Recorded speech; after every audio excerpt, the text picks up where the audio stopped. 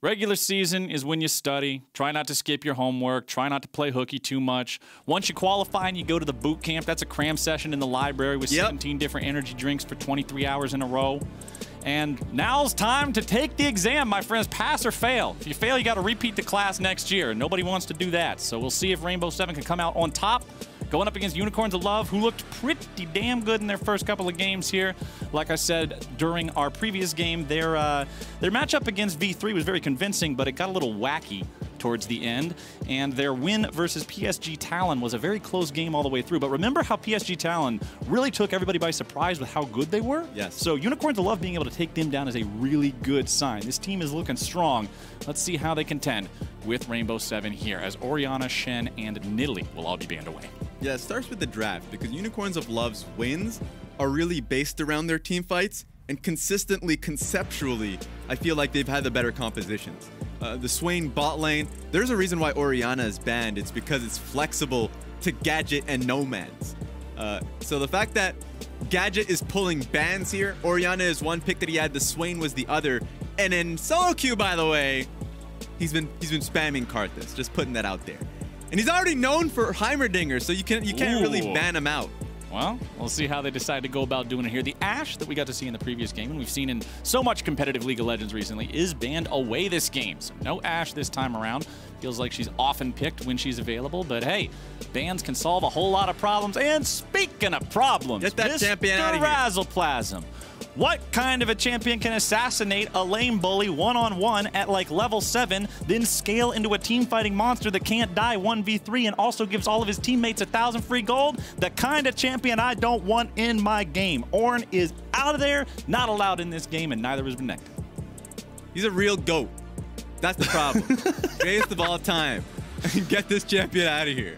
It's disgusting in team fights, and you definitely don't want the team-fighting team Unicorns of Love having it, so... oh, that's an instant pick on the Camille. Ooh, confident in the ability in the top lane there with the Camille. And Camille, I always like when we see her drafted into the top lane, because usually it ends up being a pretty fun matchup up there. A lot of times you get more exciting contests in the top lane when Camille is present, as opposed to just meatball versus meatball, who can get tankier type of a contest. So Camille versus Wukong could be very exciting, my friend. Usually, this is a pretty great indicator on how Rainbow7 wants to play the game, because you would usually want the Camille versus Ornn pick if you're trying to play sides. But if you're trying to team fight, you definitely want the champion in there. And honestly, Camille could play both sides. I think this is probably a good hint that Rainbow7 wants to go for a Camille Galio comp. If you go Camille Galio, yeah, Ornn is a real problem. And so I think it's a good look here if they can nail it down for them. It's really simple, straightforward. And you're going up against a team that at times can be a little bit, even in chaotic team fights, I feel like they all understand their roles individually incredibly well. Yep. So they need to find something that they can rally behind. Well, Senna's locked in for the side of Unicorns of Love. So you got two pretty big, powerful team fighting ultimates there with Wukong and Senna working together. And oh baby, Evelynn for the side of Rainbow7. This is such a heaven or hell champion. She's either the invisible champ, who's actually invisible in the game and has no presence whatsoever, or she's all over the map, always somehow on the proper flank, and just destroys everybody in half of a second, and you don't even understand how she's allowed to exist in the game. I love that sort of juxtaposition of which Evelynn you're going to get, and Jose Dioto's got the confidence he can be the kind to rule this game. Lucian also locked in here for Rainbow7. You were talking last game, Raz, about how you still really like this pick. Yeah. Whenever you see an AP jungle picked pretty early on, especially Evelynn, I think Evelynn and Lucian are a really damn good mid-game combo, because you'd want to put Lucian on side lane and then just have the Evelynn just hover the champion, because who's going to actually match him? Even if you're in a 50-50 matchup, well, Evelyn's going to solve that right quick, right? Yeah. So it's pretty damn good from Rainbow7 to say, hey, we already drafted the Camille. Now we're showing both sides of the top lane, the top side of the map, that we're just going to outright play side lane. I didn't initially buy into that fact. I thought that they could just go straight into a team fight composition with this one and go for a Camille Galio. But the fact that they're now going towards what is a really lane dominant Lucian pick, and then now wanting to play heavily towards Alone and Ase, I think if executed, a really strong thing to do. That means what we're looking at for the bottom lane of Rainbow7 is a couple champions that can hang back, play safe, not get themselves killed while the team is split pushing and trying to facilitate moves elsewhere. And we'll see how the draft shapes up for that. Rainbow7 has decided to ban away the Graves themselves, looking towards those jungle bans. And I like the Ziggs ban here from Unicorns of Love. I'm talking about how the bottom lane needs to have wave clear, about how the bottom lane needs to be able to play it safe. Well, Ziggs fits.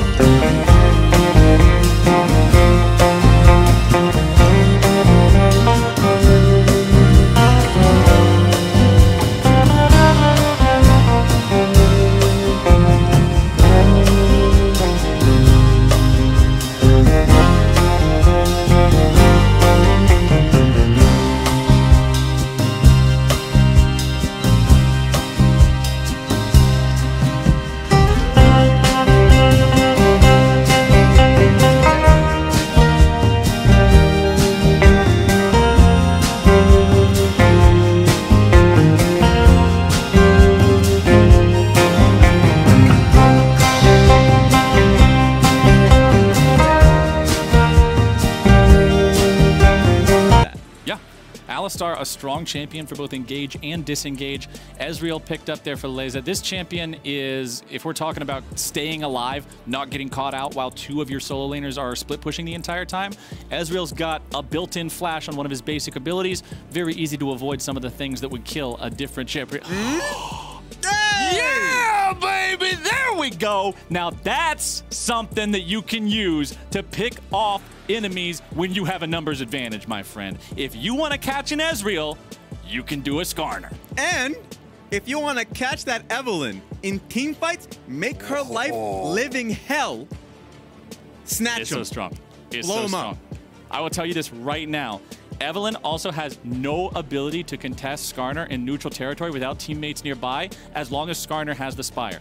You can just run up to her, beat her up over and over again. As an assassin, her stat profile is incredibly low. Yes. And as a Juggernaut, Skarner's is the opposite of that.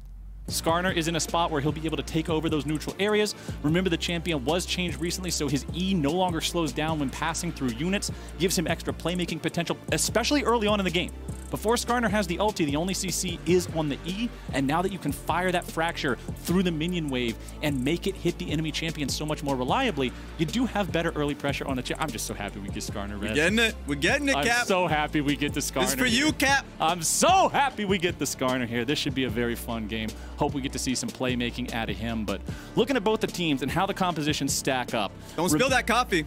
I know. I'm being very careful. I'm animated. You know me. But I'm making sure that both of my drink, I got my energy drink, I got my water. They're both on the side of the desk, outside of yeet range. Nothing bad is going to happen to them. We're good. And looking at these two compositions, looking at these two teams, for Rainbow7, they really want to find a win here. This team is 1-2. This is the last game they're playing in the group stage. If they get a win here, they bring themselves up to even. They put themselves in a good spot to not be the team that just gets kicked out, right? You try to avoid some of those lower tiebreakers.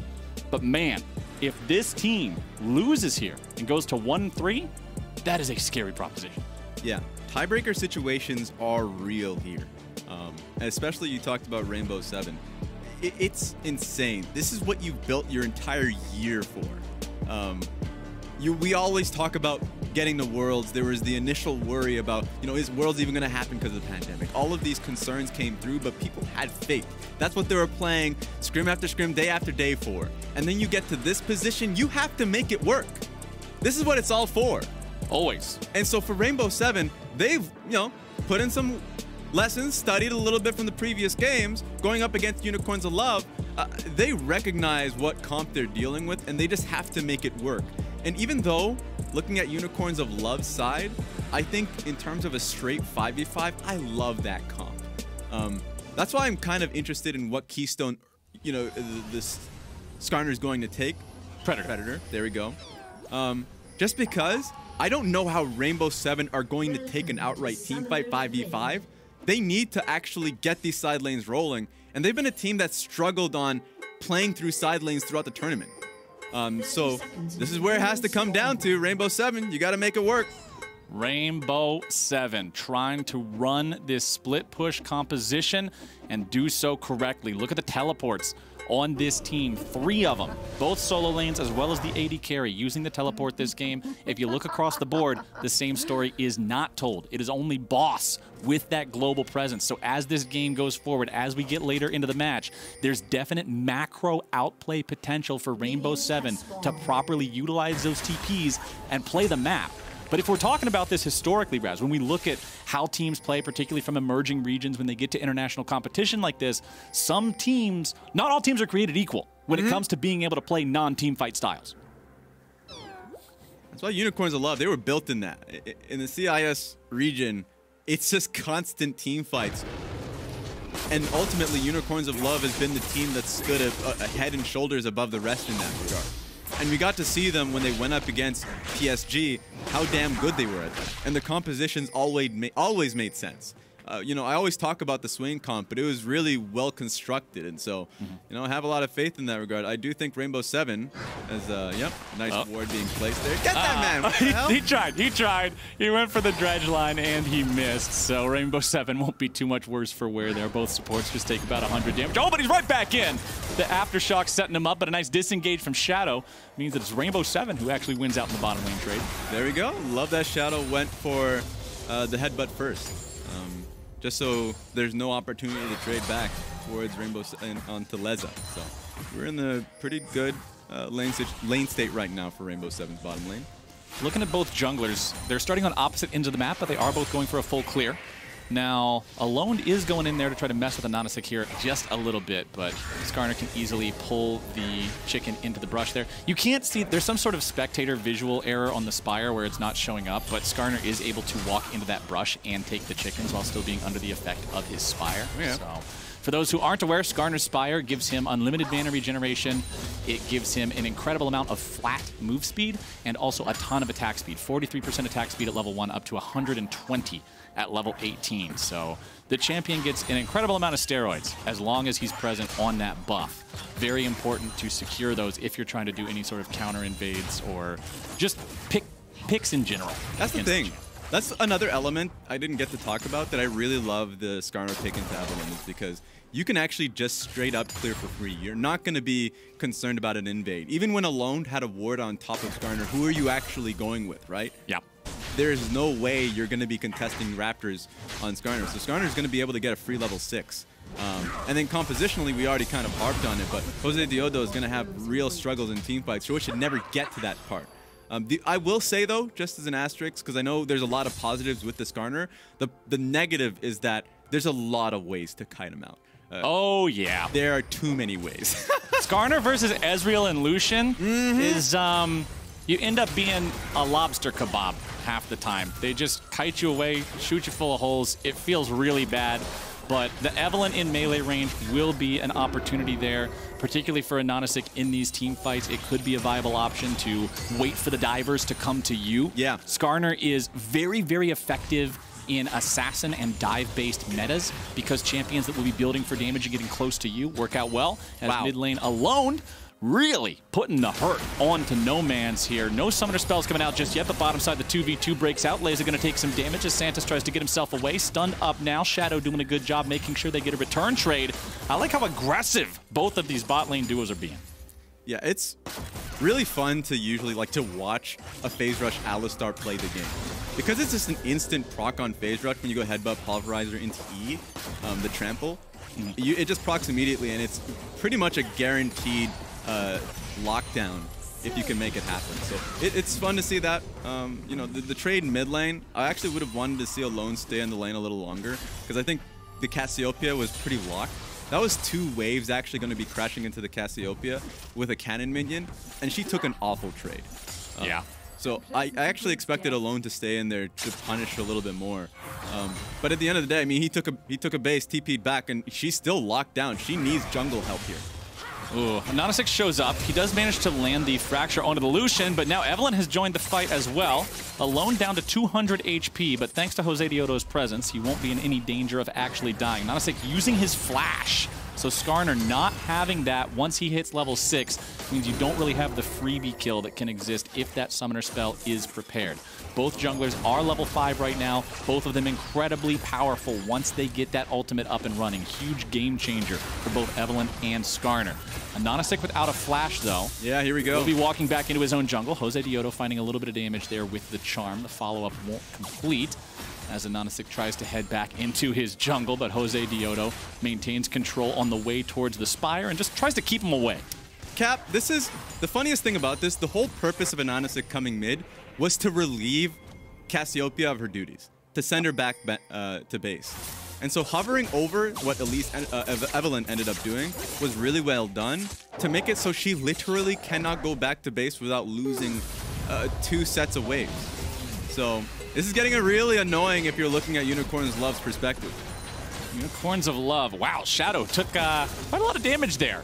But it looks like they may try to set up a kill onto this Nautilus. It's a 3v1 dive. It's going to be a 4v1 dive. The teleport comes in. Santa's could be in some trouble, but he's doing a good job with the CC here so far. Senna showing up, looking to keep him alive, able to provide the lockdown. Ase's there in the front. Santa's going to be taken down. First blood over to the side of Rainbow7 with the 4-man play in the bottom lane. You can just tell they were communicating that as the dive was coming through. Ase recognizing that he's not going to be punished too heavily. It's not as though he had a huge wave on towards the enemy top lane turret, so it wasn't a free play. He was going to lose something for it, but he was already in a pretty huge advantage. Take a look at the top lane CS while it was happening. 57 to 36, so he already had a huge advantage. He's willing to let the rest of the map kind of pay it forward.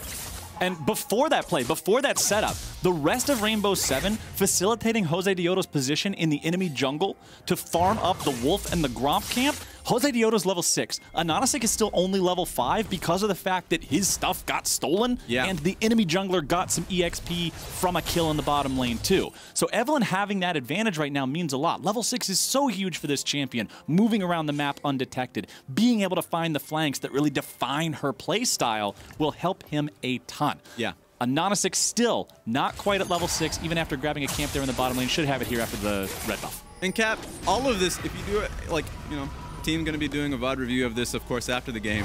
It all stems from the mid lane matchup. And how Rainbow7 was unrelenting in making it so Cassiopeia wasn't going to get a free base off. And they got so much for it. You know, going into the bot side camps, both the Wolves and Gromp happened because Alone is just going to be far stronger than No Man's was, who didn't have mana to his name as well. So it just bled from mid to jungle, then to bot. I like how No Man's has gone for the Seeker's Arm Guard here at the beginning. Very effective itemization for any AP champion into an AD opponent, particularly one as strong in lane as Lucian is. But the nice part for Rainbow7 is their jungler isn't affected by that in the same way. No Man's really going aggressive there, seeing if maybe he could get the Petrifying Gaze onto Alone, but Alone decides to hightail it out in time and does not fall victim to that one. Goes back in for a trade to farm up a little bit, but still loses about half his HP. Meanwhile, Rainbow7 with Jose Dioto in the top lane are able to secure that Rift Herald for themselves with Camille's lane priority. You're talking about mid lane priority. Man, top lane has just been in control from start to finish. The 20 CS lead from earlier shrunk down to 15 because of the fact that Ase did roam bottom to help get that kill, but Boss is in a pretty bad spot.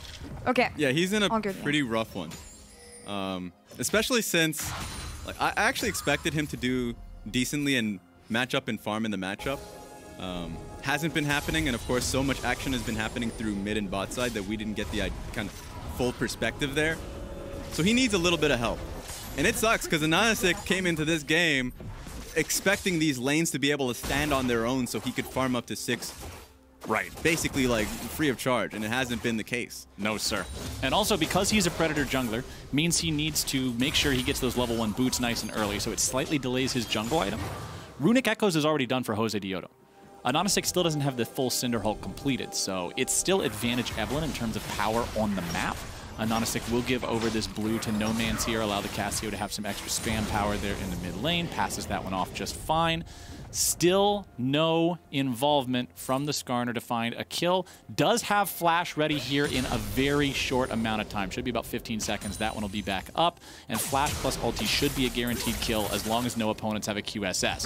Jose Diodo in the top lane only finds damage onto the Wukong clone, but just applying pressure to Boss, who's already having a bad laning phase, can do wonders. Seeing the enemy jungler in the top side, Anonastic calls the boys over, and it's going to be a 3-man Drake take here on the other end of the map. 10.5 minutes into the game isn't a super fast early Drake by any means, but it's a neutral objective secured for the Unicorns of Love. And honestly, Raz, they needed to secure something. They had already lost First Blood, they had already lost the Rift Herald, and they're down 1,500 gold. At this point in the game, when the enemy team has Rift Herald and you don't know where she is, just kind of playing through Fog of War, you don't want to commit to a full fight or a gank. Just because you lose far more in the opposite side of the map if she is there, right? So I love the fact that when they saw Evelynn topside, they just went for Dragon because they still had the time to kind of move top lane if they tried to press their advantage even further. But take a look at Anonastic. Finds 3 members bot here. Here we go. Predator is ready to go. Jose Diodo's also here in the fight. He's going to blow up Gadget if he's not careful. Nice execution from the last Caress as Santos goes too deep under the enemy turret. Now Jose Diodo's trying to get himself away. Anonastic coming around. They can't find anything. Big mistake. Unicorns of Love. You guys are about to be in a whole world of hurt. No Man's going to be shot to pieces by Lucian. It's 3-0 in the bottom lane, and Rainbow7 are about to get even more. Rift Herald summoned up. They'll already have the turret down to just about 2 plates by the time she gets her charge off. This should actually be the complete first turret for the side of Rainbow7 over Unicorns of Love, and they are destroying their opponent. That's a full level up from Rainbow7 throughout the tournament. They look so much better now. Around Jose Diodo, their MVP jungler. Yeah. Insane. I have to correct myself, by the way. I said they thought they were going into 3 members. They didn't even see Jose Diodo. No. They thought they had 2 members clean, and they got humongously punished. Just take a look at this. They thought it was going to be a nice roundup on towards Leza, but Jose Diodo rounds up and gets the assassination on Gadget. Really well done. That, strictly from a Skarner perspective, that was such a bad flash from Anonastic. When you're up against a champion like Ezreal, you can't just go for a flash pull with Alistar right there. The kill potential it's actually 0. Yeah. You might as well have just never used the ultimate. The rest of the team can follow up so easily. Jose Diodo, such good positioning there to get the kill onto Gadget. If you're ever trying to make a play with a Skarner onto an Ezreal, you must prime him with your E first to make sure you can stun him as soon as the ulti ends. Otherwise, he's getting away. He's Ezreal. His flash is on his E. You must be prepared to commit more than just a single ulti. And that mistake, combined with underestimating and disrespecting the Evelynn, honestly puts Unicorns of Love in the worst position we've seen them so far in this tournament. And it's only going to get worse. Because while we did say how good this Skarner was going to be into the Evelynn, now you're going to be consistently invaded upon. The experience advantage is only going to get larger, and you don't have many options in fights. Right. Oh, Gadget. Not a chance in the world. Jose Diodo on this Evelynn. Back to what I said in the draft. Evelynn's either invisible because she has no presence, or she's invisible because she's lurking on the flank, killing everybody in your team. And Jose Diodo is putting on a wonderful showing of this champion here in this game. All right, even Ase recognizing that their play was bot side, doesn't want to be too greedy top lane. So the team is playing smart. This is actually the smartest we've seen Rainbow7 play in the tournament, and this means a lot for the group implications. Because Rainbow7 were in danger of being in a tiebreaker state with an LGD or a V3, but if they show this level of strength throughout the day, that changes instantly. LGD is currently 1-2. Yep. V3 is 1-2. UOL is 2-0. If Rainbow7 wins this game, we could see a massive amount of tiebreakers just across the board, my friend. It could be a real crazy show. As Boss gets away from the Evelynn. Good use of the clone there. Even though he gets marked with the charm, remember it does take a small amount of time before it becomes fully armed and she gets the hard CC. So pretty easy for Wukong to get away from that one. As Rainbow7 have 3 players in the mid lane. 14 minutes and 45 seconds in means plates are gone. Goodbye. Means turret is gone. Means more money in the pockets of Rainbow7, and Unicorns of Love just struggling to find a real foothold in this game at all. 8 turret plates compared to 2 really tells the story of the difference in how well the early games have gone for both of these teams so far. Honestly, just really impressed with Rainbow7 in this early game. And they're just taking everything. Because Ocean Dragon's coming up in 30 seconds, but Rainbow7 feels so comfortable that they can take both mid turret without the jungler's hover, and he can go topside to cover for Ase. Take Rift Herald, they could even use Rift Herald mid and then take the dragon straight afterwards. Like, that's literally everything on the map, and Unicorns of Love don't have anything to facilitate like a defense. Look at the total gold chart on the side of your screen right now. The 4th richest dude on Rainbow7 has more money than the richest dude. Okay, well, now I'm lying. They're trading back and forth a little bit. But either way, the money disparity absolutely massive. Between these two teams, 5,500 gold, 15 minutes into the game. That's a solo queue gold lead, Raz. It's pretty wild.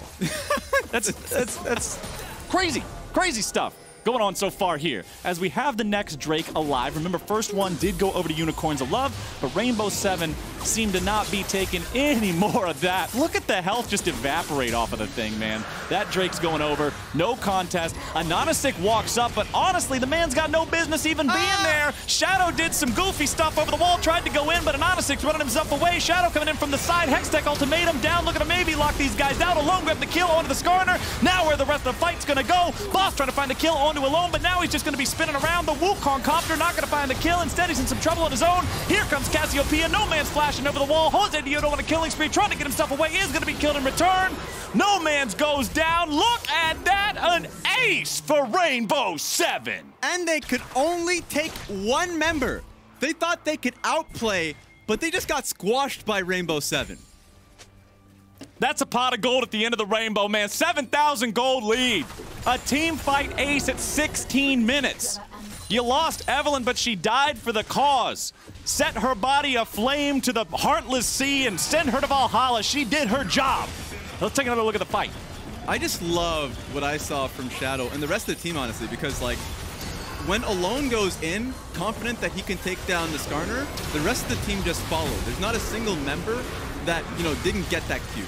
And so, while it can be a little scrappy from this point, Jose Diodo recognizing that the Cassio is coming into the flank and then immediately changing team aggro on towards the Cassio was really smart.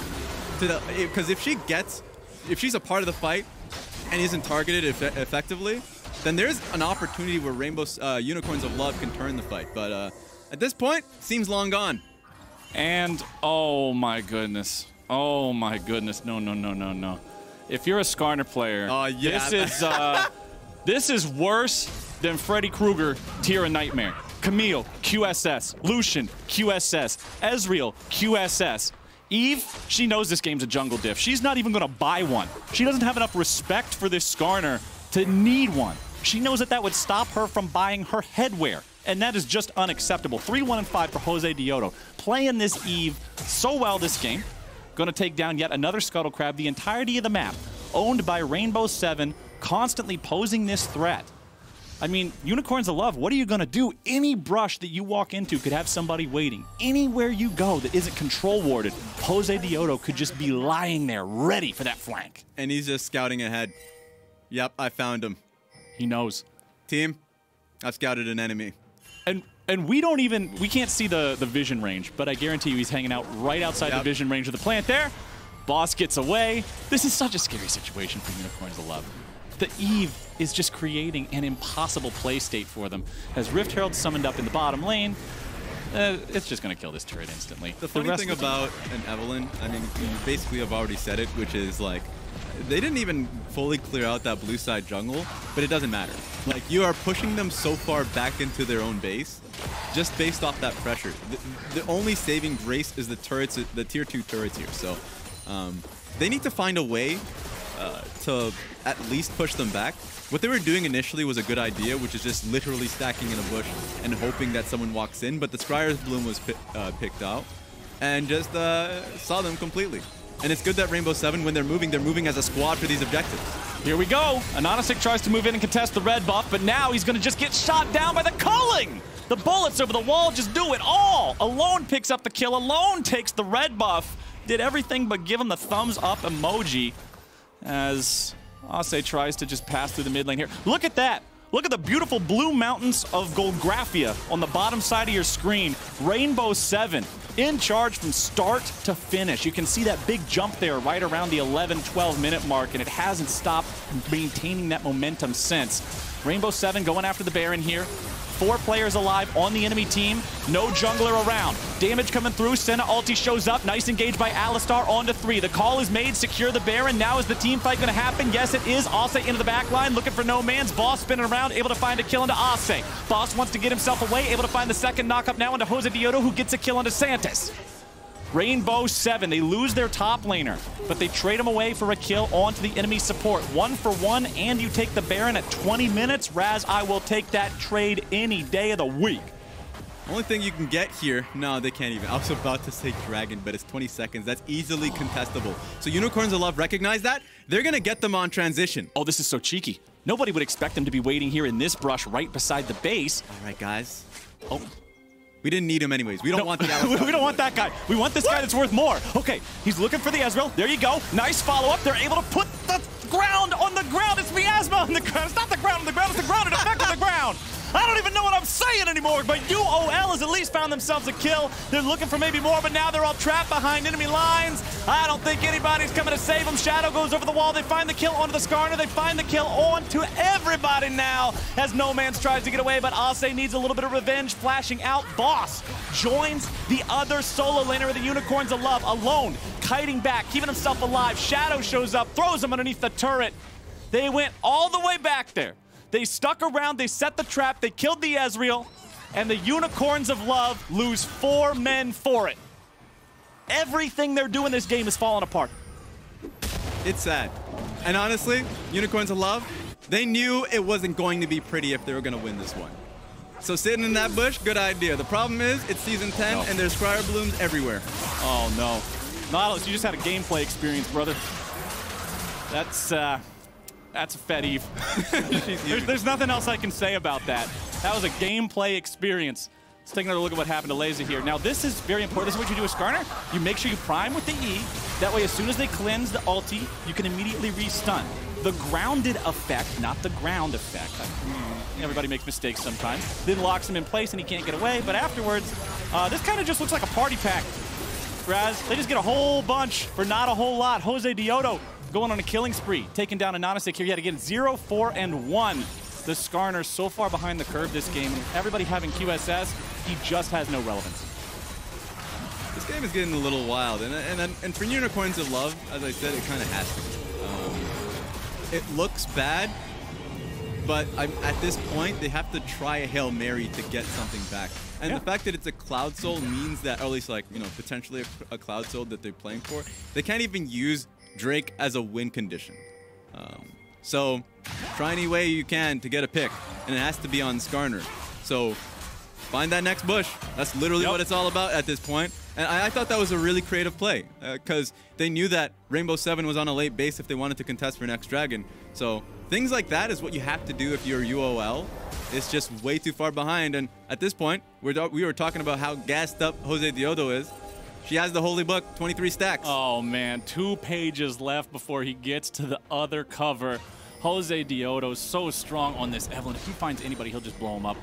Anonystic clearing out some Krugs. Oh, no. I found another enemy. Oh, no, Mr. Scorpion. You are about to get got, my friend. He goes after the pole, but there's your last caress.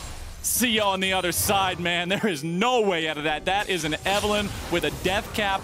25 stacks on the Magi's now. The Runic echoes. Shadow might be in a bad spot. Petrifying Gaze coming out. There's the follow-up CC from Nautilus. They should be able to lock down this kill onto the enemy support, but Shadow, he's actually getting away. Good Lord, man. The Alistar just said nope. He walked out to the right. He was cosplaying Usain Bolt on that one. He just walked away. He said, no, thank you, sir. Maybe next time. And left. And now, Ase's setting up shop in the bottom lane. The tier 3 turret is under pressure. There was 2 minion waves colliding with it. He sees the chance to find a little bit of damage and walk away. And the rest of the team, they're still hanging out up here next to the tier 2 in the top lane. Should be able to secure this one pretty easy. Alone is there. He has Leza and Shadow shadowing him. Easy turret. And this is all the things that we can see. I think a lot of people would be focusing too much on why aren't UOL there to defend it. it's not simply about the pressure that Rainbow7 are pelting topside. It's the Camille. Camille has a huge threat bot side of the map. The entire game, she's been dominating Boss in the matchup. Yeah. So it isn't pretty. It isn't pretty at all. And Rainbow7 can continue to split them. Should never have to fight them. Every time the Evelyn ultimate is up, she's just going to use it on anybody. There's no real frontline that can take it. And you mentioned earlier how this game is such a level up for Rainbow7 over the course of the play that we've seen from them so far at this tournament. And I really want to go back to that because they're 1 and 2. Both of their losses were bad. Their one win was a comeback, and now they are just absolutely thrashing the Unicorns of Love. Boss going back in onto Jose Diodo, nearly gets himself killed, but now the last caress is gone. That's a shutdown. Jose Diodo making his first big misplay of the game, giving that money over, and with him off the board, that's going to be Rainbow7 at least having to ease off that pressure for 45 seconds or so. Yeah, we finally got him. Finally. It took a lot. It took a lot, and it also required Jose Diodo to lose a few cells, brain cells, before they could finally pick up the Evelyn. He was just feeling it, man. He was limit testing. Don't worry about it. Baron is up now. Baron's up. 16 seconds on Jose Diodo for his mistake. You got to go for it. You were talking earlier about how you have to go for these Hail Marys. Well, tell your receivers to all go deep. It's a Baron or bust for the Unicorns of Love. Rainbow7 moving in, looking to stop him. Boss has no ulti, keep it in mind. Shadow's able to find the 3-man knock-up. Rainbow7 going in, looking for the engage, looking for the kills, looking for the team fight. Able to find one on DeSantis. Anana Stick going in, Anana Stick going out. No way to close the distance on that one. The Unicorns of Love, baby! Unicorns might be real, but they're an endangered species! Double kill for the Lucian, and teleports are coming in to cut off the escape for No Man's. It's No Man's Land indeed, and No Man's Land is right back at the spawn platform now. Ace for Rainbow7. They have a huge top lane wave tier 2. They can just end the game off this one. Rainbow7, you heard it in the interview. It felt like it was going to be impossible for the team with how they played this tournament out, that they could take down Unicorns of Love, who were undefeated. But man, they look strong right now. The best game of play-in so far by Rainbow7, Jose Diodo. Summing up the entire game with 1 kill at the very end. Rainbow7 take down Unicorns of Love, and damn do they look good doing it. 2-2 now, and we have a surprisingly long day ahead. It may just be 2 games, oh, yeah. But then you talk about the tiebreakers that feel it's going to happen, right? Oh yeah, the stage is set, man. What? I am so impressed with Rainbow7. I've got to sing their praises more. This is the team. I was worried for this team coming into today. Yeah. Like I said, their 2 losses did not look like good losses. They did not look like redeemable losses.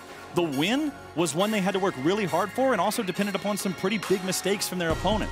And then to come into today, the last day of group play for this group, and just smack Unicorns of Love in the mouth like that.